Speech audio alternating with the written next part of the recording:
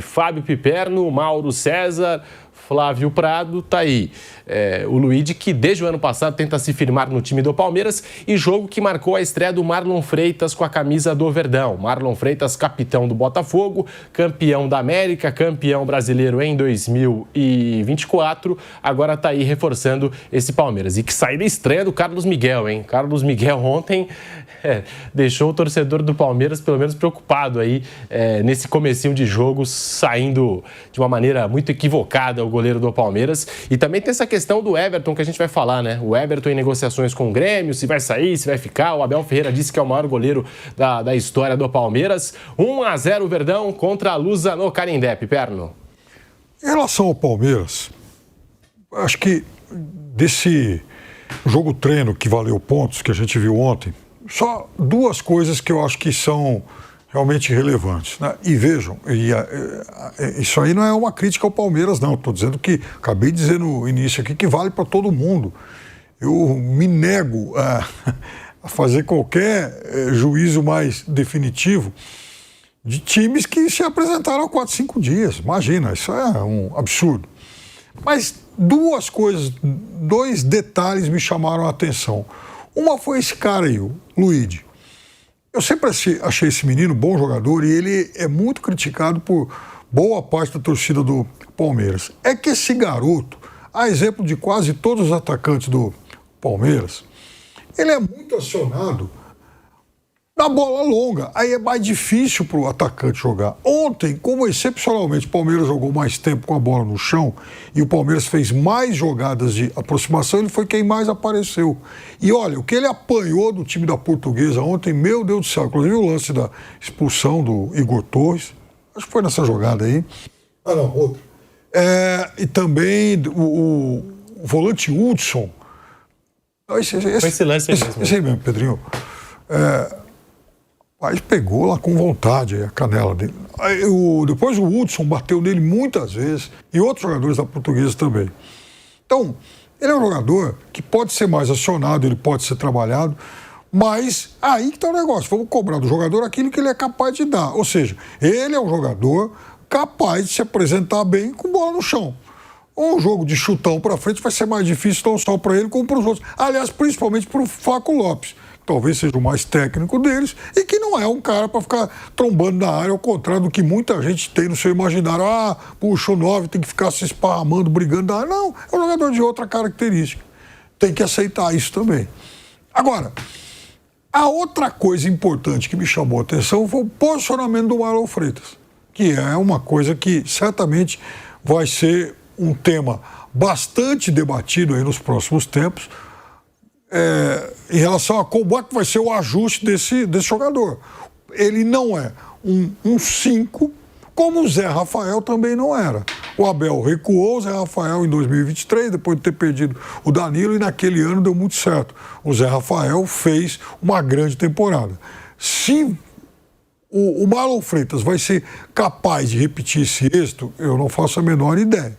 Mas eu acho que vale sim a experiência, principalmente no Campeonato Paulista. E é claro que o Palmeiras deve estar ainda vasculhando o mercado aí em busca de um outro jogador para essa função, embora na base o Palmeiras tenha garotos muito promissores para jogarem ali. Aliás, ontem o Luiz Pacheco foi no banco, o Larson foi escalado como titular. O time sub-20 do Palmeiras tem o Coutinho, que já jogou em seleção de base, várias vezes por sinal. Então, acho que tem jogadores muito promissores, mas ainda, obviamente, não estão prontos. Marlon Freitas jogando de camisa 5, e assim, foi aquilo que a gente falou, pode jogar tanto de 5 como de 8. No Botafogo, a gente se acostumou a acompanhar aí o Marlon Freitas jogando até um pouco mais avançado, pisando na área, mas também pode fazer a função de camisa 5. O Palmeiras enxerga nele um camisa 5 ou um camisa 8. É até importante essa avaliação, a informação que eu tenho dentro do Palmeiras é essa, que o Marlon Freitas pode jogar de 5, pode jogar de 8, o Andréas pode jogar de 8, pode jogar de 10, na avaliação do Palmeiras.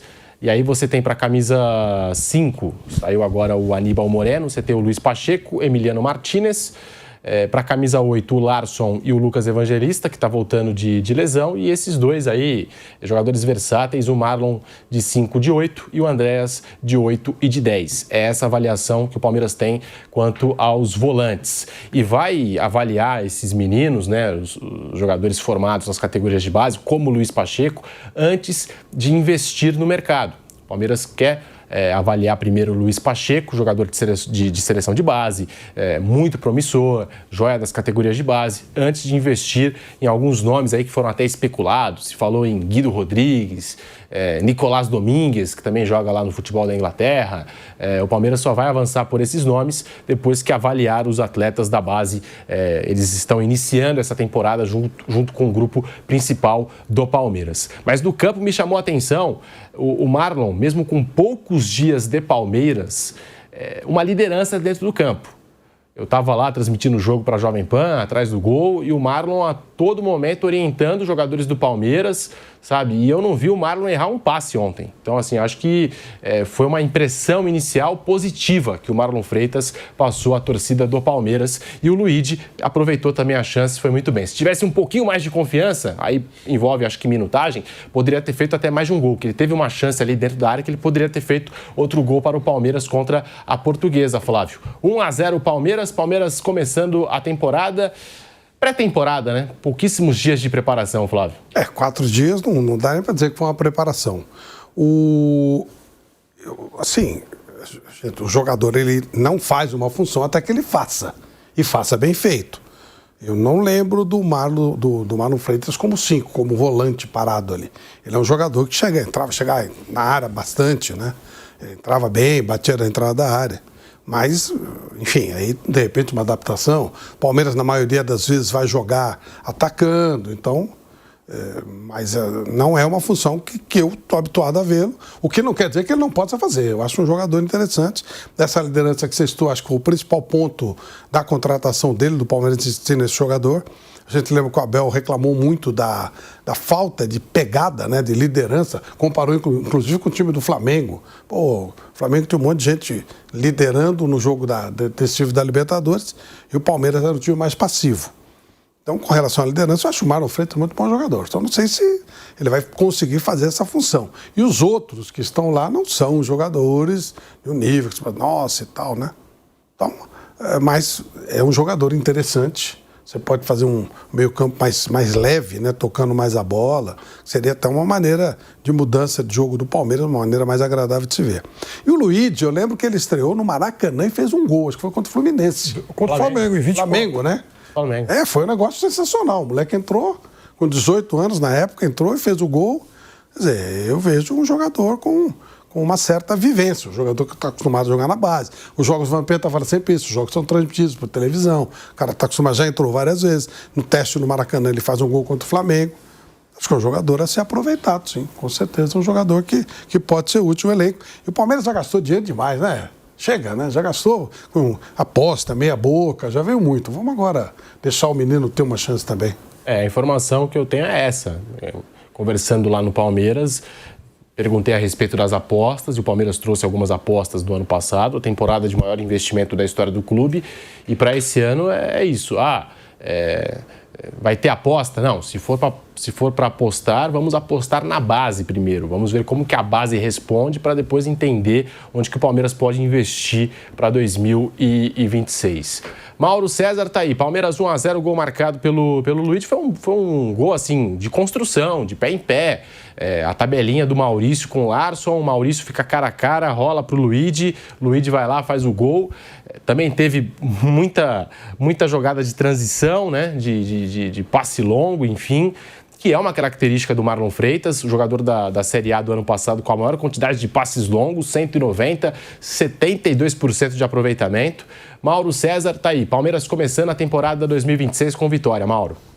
Eu acho que vale a mesma coisa que a gente falou para o Santos, né? A própria Portuguesa. Hoje o Santos enfrentou um adversário que hoje é mais difícil que a Portuguesa. Com certeza. O Horizontino é um time firme da Série B que briga para subir. E que sempre briga ali por classificação, duela com os grandes no mata-mata do Campeonato Estadual. A Portuguesa está tentando se reconstruir. Então, pela história, a Portuguesa teria mais peso, mas, na verdade, hoje o Novo Horizontino oferece mais dificuldade. O jogo foi no Canindé. também jogo de pré-temporada, jogo para fazer observações. E assim, acho que a grande questão do Palmeiras é que ele é um candidato também aos títulos mais importantes. O que vai fazer o Palmeiras na reta final do Campeonato Paulista? Isso que eu acho que é importante frisar.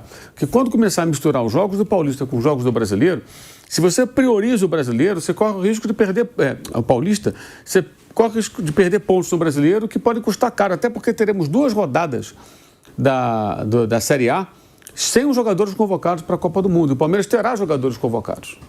É um dos clubes que terá desfalques. Então tem toda uma estratégia que tem que pensar nessa temporada. Vai ter uma hora que tanto ele quanto seus rivais aí pelos títulos mais importantes vão ter que fazer escolhas. Faz o quê? Você vai chegar numa reta final de Campeonato Paulista, você tem um jogo importante na competição, mas tem um outro dias depois pelo Brasileiro. Faz o quê? Aí você põe o titular no estadual porque quer ser campeão, porque não ganha nada há 2 anos, mas aí você pode perder pontos, de repente, que não perderia jogando completo, pelo menos na teoria, para um time da Série A. E esses pontos podem custar caro. Vai ser uma decisão importante que os clubes vão ter que tomar. Eu acho que esse calendário da CBF, ele impõe uma situação assim, ó, escolham, vocês que querem brigar por coisas grandes na Série A, estadual ou brasileiro. Vai ter hora que vai ter que fazer a escolha, vai ter jeito. É bom começar a pensar nisso já. Porque aí eu acho que é importante o clube se posicionar. O clube, não só o treinador, jogador, o clube. A nossa prioridade é essa aqui. Ah, mas se perder aqui para o Corinthians, para o São Paulo, para o Santos, para o seja lá quem for. Ah, mas nós estamos pensando aqui em outra competição. Isso vai acontecer. O campeonato começa dia 28. Isso. Ou seja, daqui o quê? Hoje é dia 11. 11, né? 17 dias. 2 semanas. 2 semanas. E o Palmeiras sem o estádio, né? Porque vai jogar na Arena Barueri até o fim de fevereiro, começo de março. O Pedro, isso que o Mauro está falando é uma coisa tão séria que eu entendo que os clubes deveriam vir a público para definir o que eles querem. Mostrar. Porque aí você diminui a cobrança. Eu lembro quando o Felipe O Flamengo fez isso. Sim, o Felipe Luiz chegou e falou, minha prioridade é o Campeonato Brasileiro. Deixou bem claro isso. Revogam suas disposições de contrário. É prioridade, provavelmente com o aval da direção, mas enfim, ele sempre falou que a prioridade dele era o brasileiro, cumpriu, sempre priorizou o brasileiro e o Flamengo foi campeão brasileiro. Pode acontecer de ser priorizar e não ser campeão. Quando você mistura as coisas, fica... Então eu entendo isso, tem que definir. Para não ser uma coisa de improviso. Depende de quem o Palmeiras tirou jogador de competição importante para fazer a final do campeonato, a Copa do Brasil com o Corinthians e depois a final do Paulista. Quer dizer, perdeu pontos nisso. Essas bobagens que pode ter lhe custado o Campeonato Brasileiro. Então tem que deixar bem claro, olha, seja qual for o finalista do Campeonato Paulista, nós vamos priorizar rodadas do Campeonato Brasileiro. Ou não. Não, nós queremos ganhar o Campeonato Paulista e vamos arriscar a perder pontos aqui no Campeonato Brasileiro. Acho que isso é muito legal, muito bom para evitar a encheção de saco lá na frente. Deixar bem claro, o Palmeiras, o que o Palmeiras quer? Não, o Palmeiras ele vai brigar por tudo, ele tem condição para ganhar o Campeonato Brasileiro, então a primeira rodada vale igual à 38ª, né? São 3 pontos da mesma forma. E o Palmeiras, quando começar o Campeonato Brasileiro, ele vai olhar para o Campeonato Brasileiro e vai jogar com o que tiver o Campeonato Paulista, independente de quem seja o adversário, ele está na final ou não está. Ou não, tipo assim, o São Paulo.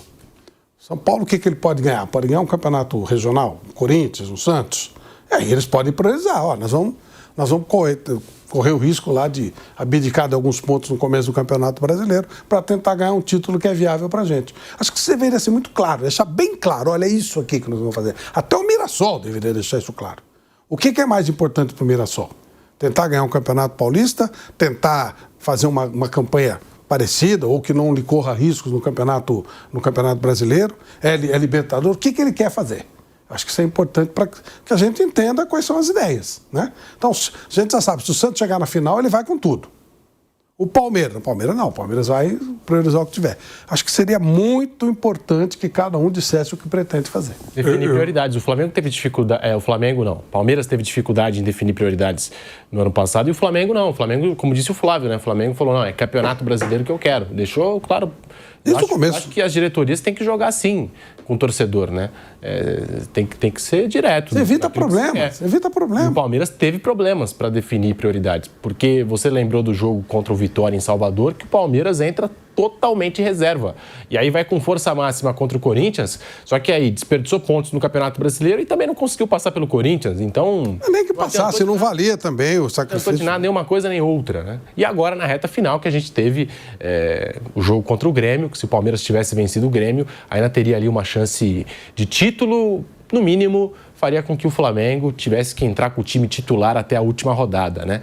Só que aí o Palmeiras foi todo reserva lá para enfrentar o Grêmio. Enfim, decisões e isso que a gente falou, definir prioridades, Piperno. Péssimas decisões. Então eu espero que o Palmeiras tenha aprendido a lição e dos erros acumulados em 3 anos seguintes, porque o do ano passado foi o que ficou muito mais explícito por conta da diferença apertada no Campeonato Brasileiro.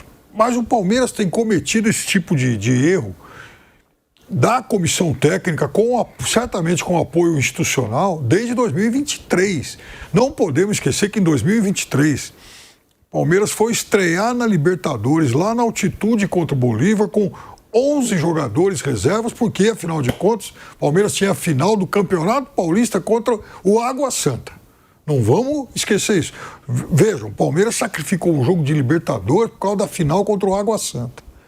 Então, naquele ano deu certo, ganhou o Paulista e tal, ganhou aquela final que evidentemente ganharia de qualquer jeito, depois acabou ganhando o Brasileiro, então tudo isso ficou para debaixo do tapete. Aí vem 2024. 2024, o Palmeiras deu azar nos sorteios de pegar, logo nas oitavas, em sequência, Flamengo na Copa do Brasil, Botafogo Libertadores. E era um Palmeiras já visivelmente desgastado, com jogadores veteranos em queda livre, principalmente no aspecto físico. Em 2024 aconteceu um detalhe que encheu de orgulho o torcedor idiota e parte da comissão técnica, mas que causou um prejuízo técnico danado. Foi a tal da história do Gustavo Gomes ter se tornado o jogador com mais jogos acumulados no mundo, num determinado período lá. Aliás, que nessa meia década ele é o jogador que mais vezes entrou em campo no mundo. Tem gente que se orgulha disso. Eu acho péssimo. 2024, por coincidência, foi o pior ano da passagem dele pelo Palmeiras. Ele estava fisicamente mal, desgastado mal, mas é óbvio, ele jogava toda hora, jogava até esses jogos sem importância de Campeonato Paulista. Então esse tipo de jogador ele tem que ser preservado. E quando chega a uma situação como aquela, de ter que decidir tudo, jogos importantes aí de mata-mata contra rivais difíceis, não dá para querer abraçar tudo. Vai ter que optar. Então, no Campeonato Paulista, eu acho que, de fato, já seria muito importante o Palmeiras vir a público e falar: olha, nossa prioridade é começar bem o Campeonato Brasileiro, porque lá na frente nós vamos ter prejuízo com data FIFA. Então, nós não podemos repetir os erros do ano passado, erros de planejamento, de fazer jogo em data FIFA com o time desmontado, ou então querer transferir jogo para o período data FIFA, quando nós vamos ter muitos desfalques. Não podemos sacrificar o time no Campeonato Brasileiro por conta de Copa do Brasil e de Campeonato Paulista. Então é o seguinte: time de Copa do Brasil vai ser tal, time de Campeonato Paulista vai ser esse. Aí, se chegar a semifinal, ou se chegar a decisão do título, tudo bem, a gente vai rever o que pode fazer. Mas durante as primeiras fases de Copa do Brasil e turno regular do Campeonato Paulista, nós vamos jogar com um time alternativo. Mas pode ser eliminado. Paciência. O ano passado, no Campeonato Paulista, o Palmeiras já era para ter sido eliminado na fase de classificação, o que talvez tivesse sido muito bom lá na frente. Mas aí houve aquela lambança da Ponte Preta, que perdeu o jogo decisivo lá na última rodada. Enfim, o Flávio Prado subia pelas paredes, porque afinal de contas era a chance da vida da Ponte. Não. Palmeiras foi a Mirassol e ganhou o jogo em cima da hora lá e tal. Não, assim, o universo conspirou para o Palmeiras classificar. E essa classificação trouxe muito prejuízo na frente. E aquele jogo com o Santos na Vila Belmiro, o planejamento do Palmeiras ali também falhou e muito, né, na questão de definir prioridades, que a gente está comentando aqui, porque o Palmeiras é eliminado da Copa do Mundo de Clubes, tem a oportunidade de enfrentar o Santos, mas aí não enfrenta o Santos porque vamos dar um tempo aí de descanso para os atletas e tal. E o Santos foi à CBF na época, o Santos pediu para realizar o jogo, o Santos falou: vai ter data para fazer esse jogo. questionou a CBF e a CBF deu lá o período de descanso, o Palmeiras também queria o período de descanso, aí encavalou um monte de jogo, o Palmeiras teve que enfrentar depois o Santos na Vila, com vários jogadores convocados, data FIFA, tiveram que fazer lá uma mobilização para o Flaco Lopes voltar do jogo da seleção da Argentina, do amistoso que a Argentina fez na África, para voltar direto para a Vila. E outra, ali, em meio de temporada, o Santos vinha numa fase muito ruim, nada dava certo para o Santos. O jogo passou do meio da temporada para os jogos finais. O Santos desesperado para sair do rebaixamento, para eliminar qualquer chance de rebaixamento. O Santos também super mobilizado. Então, o Palmeiras falhou e muito nesse planejamento de 2025 e agora já no começo de 2026 vai ter essa oportunidade para mostrar se aprendeu ou não com os erros aí do ano passado. Falando nisso, o Abel Ferreira falou da preparação do Palmeiras, desses 4 dias de preparação na academia de futebol. E o Palmeiras, gente, Palmeiras tem problemas, porque o Vitor Roque, o Abel Ferreira revelou. O Vitor Roque, com uma entorse, ficou de fora do jogo de ontem. A gente não sabe quando que o Vitor Roque vai retornar. O Campeonato Brasileiro já vai começar para o Palmeiras. O Jeff Té saiu de campo sentindo ontem. Enfim, Palmeiras, o Lucas Evangelista também está para voltar. O Paulinho está no departamento médico, a gente não sabe quando volta, porque o Paulinho não começou a transição física. Vamos lá, o Abel Ferreira fala e você acompanha aqui no Canelada da Jovem Pan. Tu viste a equipa do Palmeiras. Nós o ano passado fomos rodando a equipa em muitos momentos, sobretudo no início do ano, tentando dar tempo a todo mundo, jogando 2 equipas. Logicamente este ano bati mais um recorde, uma pré-época 4 dias, portanto os jogadores apresentaram-se domingo à noite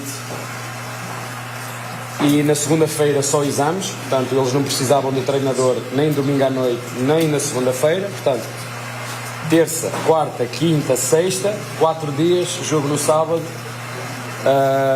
Tivemos que internamente ter muitas reuniões, perceber os jogadores que estavam com bateria acima dos 15, 20%, porque quando tens um período de férias, de descanso merecido pela intensidade que é o futebol brasileiro, tu tens que descansar mentalmente, a única forma é dar folgas. E se têm dúvidas disso, vejam o que é que faz o Guardiola, vejam o que é que faz o treinador do Paris Saint-Germain, que muitas vezes a meio do ano, com tantos jogos, 2 ou 3 jogadores saem uma semana para recuperar, porque o desgaste, mais do que o desgaste físico, hoje em dia é o desgaste mental. E acho que tivemos bem, como te disse, em 4 dias apresentar esta dinâmica de jogo. É verdade que no último terço nem sempre com as melhores decisões, mas gostei muito, sinceramente estou muito feliz por aquilo que eu vi, pela dinâmica que vi. Quando que a imprensa e o torcedor de modo geral vai poder olhar e falar assim, o Palmeiras está fisicamente com a pré-temporada completa? Porque de modo geral são 30 dias e você vai ter que fazer essa pré-temporada com os jogos acontecendo. Como que está o planejamento e quando vai dar para olhar e falar, o Palmeiras cumpriu a pré-temporada mesmo tendo jogos em meio a ela? Acredito em 4 ou 5 semanas. Agora, por exemplo, o GFT vai demorar mais tempo porque teve uma lesão. O Vitor Roque no treino teve uma entorse no tornozelo. O Felipe Anderson está fora. O nosso Paulinho está fora. O Lopes chegou gripado, muito gripado. O Facundo teve um problema físico no treino. Eu gostava muito de dar respostas. Eu prometo que um dia que eu parar eu faço reuniões para vocês perceberem tanto como eu e para errarem também com o meu erro, que também faz parte. Mas eu não te consigo, com 4 dias de preparação, isto vai ter que ser avaliado. A primeira coisa que eu fiz, para tu ficares a saber, quando cheguei, foi reunião com o núcleo de performance e o mais rápido possível queria saber, mais de tudo, a resistência, a força e a velocidade dos nossos jogadores. É a primeira coisa. E depois fazer exatamente como uma bateria. Estou a ver a bateria do celular? Quanto é que está cada um neste momento?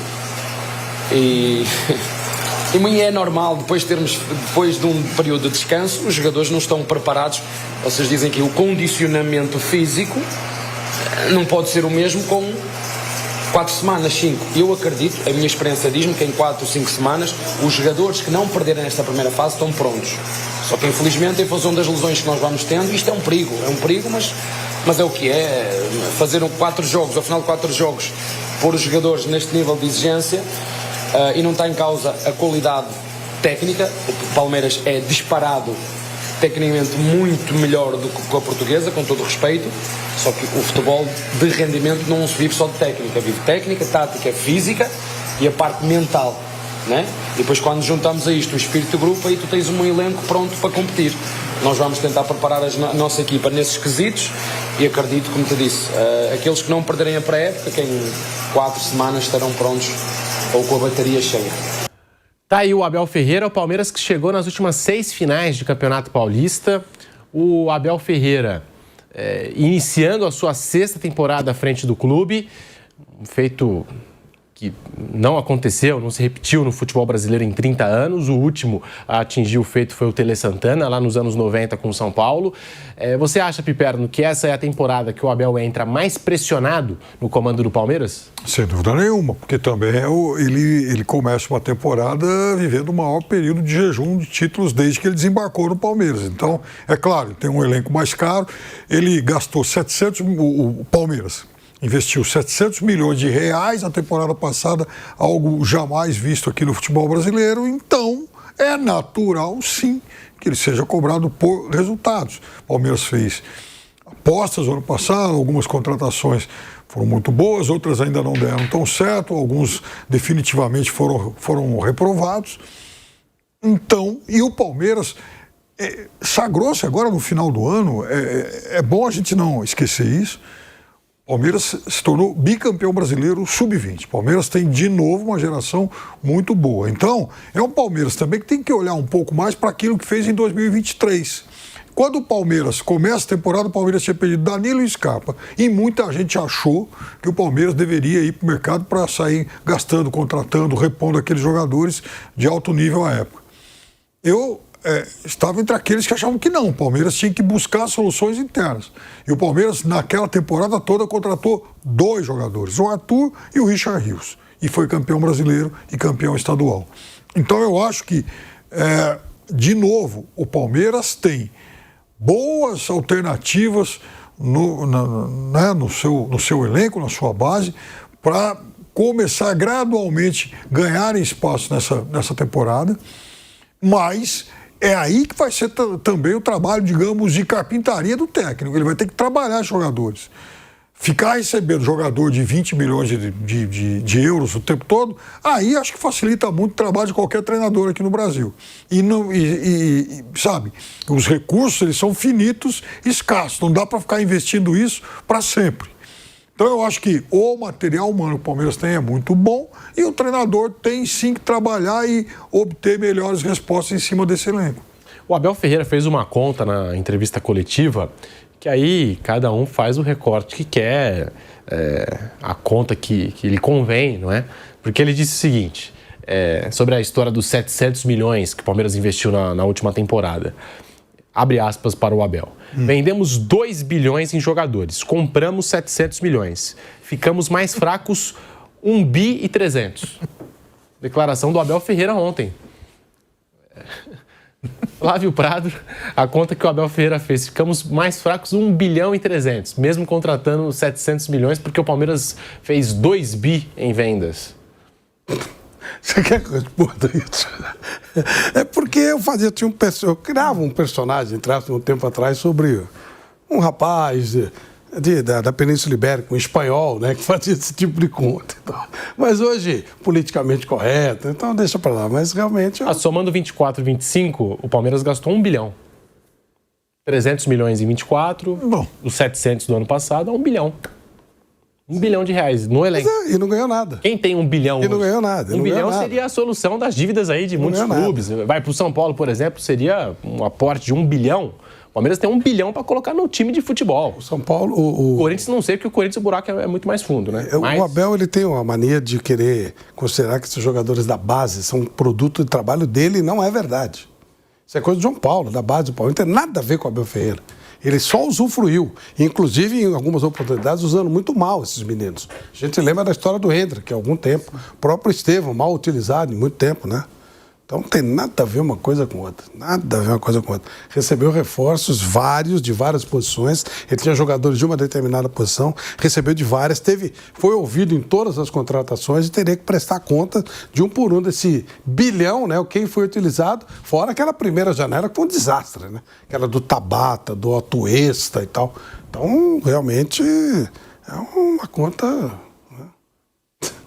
Né? Há um tempo atrás... O cara usava camiseta, tinha um bigodão, botava uma caneta aqui e tal, fazia uma conta. Mas aquelas contas funcionavam. Essa aí é meio esquisita. Isso aí é meio estranho. O trabalho do João Paulo Sampaio é espetacular no Palmeiras e a gente sabe que, assim, comparando com o Flamengo, que é o principal rival do Palmeiras pelas taças, o Palmeiras não tem as mesmas receitas do Flamengo. Então, vai ter que vender mesmo jogadores da base e faz isso muito bem, né? Para poder equilibrar. O Flamengo também vende. E vende bem, vende alto. Ué, o Flamengo vendeu o Vini, vendeu o Renier, vendeu o Bruno Rodrigo, aquele menino que foi lá. Muniz. Rodrigo Muniz. Tem mais, o Mauro vai me ajudar. Vendeu um monte de moleque, pô. O Flamengo vende jogador. Detalhe, o Flamengo nunca tentou contratar o técnico, mas tentou contratar o homem da base. Exatamente. Né? Exatamente. Tentou com força no ano passado. É verdade. Mas o Palmeiras, o Flamengo... Com força, chegou com uma proposta pesada para levá-lo. Porque entende que o grande diferencial no seu grande rival interestadual, que é o Palmeiras, é o João Paulo. É o trabalho que ele faz, que é o trabalho que veio de 2015, mais ou menos, né? Isso. Uma década, gente. Quando chegou o Alexandre Matos. Então, isso não é algo que aconteça de uma hora para outra. É uma década de trabalho. Dele e de outras pessoas que trabalham com ele lá, uns melhores, outros piores, como qualquer... Inclusive o Paulo Vitor, que foi lá trabalhar com o André Jardim, já ficou como técnico lá também, no São Luís. E uma coisa importante, em cima do que você estava falando, desculpe até interromper, o Flamengo tem tradição de revelar meninos da base. O Palmeiras não. Será que o Flamengo faz em casa? Sim, o Palmeiras não. O Palmeiras não tinha. Ele começa essa tradição em 2015. Era zero antes, zero. Todos os grandes jogadores do Palmeiras vinham de fora. E isso muito em função também de investimentos que são feitos no mercado na base. O Estevão não chegou de fraldas no Palmeiras, no dente de leite, no fraldinho. Ele já chegou adolescente. Sim. Ele veio do Cruzeiro. Né? Messinho do Cruzeiro, era Messinho. Exato. Então, assim, é uma outra situação também. Quer dizer, a capacidade de observar e de conseguir trazer esses jogadores, comprando, negociando. Porque muito se fala dessa histeria maluca de mercado da bola de jogadores adultos, né, pro time principal. Mas tem esse trabalho que é muito bem feito e que ele é o coordenador disso tudo. Claro que tem pessoas que trabalham com ele, mas esse é um trabalho bem feito. O Palmeiras, como disse o Flávio, não tinha essa tradição. Construiu essa história agora. E isso, evidentemente, o único trabalho do técnico é ter um belo material humano na base e colocar para jogar. Aí você fala assim, qualquer técnico do mundo, não digo do mundo, tá, mas aqui do futebol brasileiro, ou da maioria dos times do planeta Terra, você está lá e tal, tem o seu elenco e de repente aparece um Hendrick assim, ó, tem aquele garoto ali, que tal? Bota para treinar, vamos ver. Caramba, vai fazer o quê? Não quero. Sério, qualquer time do mundo, tirando os times da elite do futebol internacional, os gigantes europeus, qualquer time do mundo tivesse com 17 anos, 16 até o Hendrick, ele é forte, né? Ali, tem esse garoto aí. E aí, quer ou não quer? Quer usar ou não quer? No mínimo, o cara vai trazer para treinar, botar no banco, vai adaptar. O técnico, quando fizesse isso, teria que ser demitido, porque senão é um absurdo. Aí depois aparece o Estevão. Peraí, olha só esse garotinho ali. Ah, mas ele é magrinho, né? Vai ver. Quer ou não quer? No seu time. Então, tô te oferecendo aqui, ele tá na base. Quer ou não quer? Na hora. O técnico que não quisesse tinha que ser demitido também. Isso me lembra a história do Francisco Horta quando queria contratar o Paulo César Caju. Aí o técnico era o Paulo Emílio, no Fluminense, era a máquina do Fluminense, né? Aí ele conta essa história, Francisco Horta. Chega para o Paulo Emílio e fala, olha, estou acertando a contratação de um craque, tricampeão do mundo, cracaço, Paulo César Lima, Paulo César Caju. Aí vira o Paulo Emílio, presidente, mas nós temos o Erivelton. O Erivelton era um bom jogador do Fluminense, que foi até da base do Fluminense, né? Era um meia, nos anos 70. Aí ele fala, se você não precisa do Erivelton, eu não preciso de você. Você não precisa do Paulo César, eu não preciso de você. É isso. Eu vou trazer o Paulo César Caju. Não, peraí. Eu tenho o Estevão aqui, estou comparando coisas diferentes, mas é isso. Então, assim, quando, assim, não só o técnico do Palmeiras, qualquer técnico surfa nessa onda, pô, quando o Vinícius Júnior subiu no Flamengo, na época era o quê? Era o Zé Ricardo, acho. Pô, tem o Vinícius Júnior aqui na base, aqui, pô. Carpegiani. Ainda era o Carpegiani, isso. Depois veio o Zé Ricardo. Não, aliás, o Zé Ricardo é antes. É antes. É antes dele. O Carpegiani joga aquela Libertadores, que ele fez um gol contra o jogo do Emelec, ele faz os 2 gols no final e tal. Até ele bateu um óculos que ele pega no torcedor com a lente quebrada na comemoração. Isso mesmo. Então o Vinícius Júnior aí. Tá no Santos, tinha o Rodrigo, tem o Rodrigo aí. Você quer ou não quer usar? Quer Neymar? O Neymar, ele parece jogador assim. Pô, peraí, o técnico usa o jogador. É óbvio, né? O Vanderlei Luxemburgo titubeou um pouco, é filé de borboleta. Teve essa conversa. Mas depois de um mêsinho, pô. Lógico, não tinha como. O Luxemburgo até com os garotos do Palmeiras, né? Ele chega e vai colocando no time titular, né? Patrick de Paula, Gabriel Menino. E eu acho que isso, inclusive, tem uma Danilo. coisa que muito se fala no Brasil, assim, esse técnico sabe lançar jogador, esse não sabe. Cara, eu acho que é obrigação de qualquer técnico saber lançar jogador jovem. É obrigação. Tem que fazer parte do seu perfil profissional. Você até que só trabalha com jogador formado, hoje mesmo acontece isso com o Felipe Luiz do Flamengo. Ele dá pouco espaço para os jogadores da base e treinou os garotos. Acho um negócio muito discutível, inclusive. Dá muito pouco espaço. Pode reparar, pouca chance ele dá. É um ou outro. No caso do Flamengo, para ser justo com o cara que começou a abrir mais espaço para o Vinícius Júnior e efetivou o Paquetá, foi o Rueda. Foi. Que depois o Carpegiani sai, Isso. O Carpegiani sai demitido depois de uma derrota pro Botafogo na Taça Guanabara, aí cai todo mundo. Cai ele, Rodrigo Caetano e tal, e depois aí vem o Rueda. O Flamengo fez aquelas 2 finais lá de Copa do Brasil. E Sul-Americana. E o Rueda sofria porque o goleiro dele, o goleiro que ele herdou, era o Muralha. Era o Muralha. Ele ficava desesperado. Eu fiz muito jogo lá. Era muito engraçado ver o semblante dele a cada barbaridade que o Muralha Era o Alex fazia. Muralha. Eu perguntei para o dirigente na época, quando ficou só o Muralha, eu falei, vocês vão contratar um goleiro? Não, nós confiamos aqui no Alex Muralha. Eu falei, mas ele veio lá do Figueirense, tudo, no goleiro sem um estofo, né? Pô, Flamengo.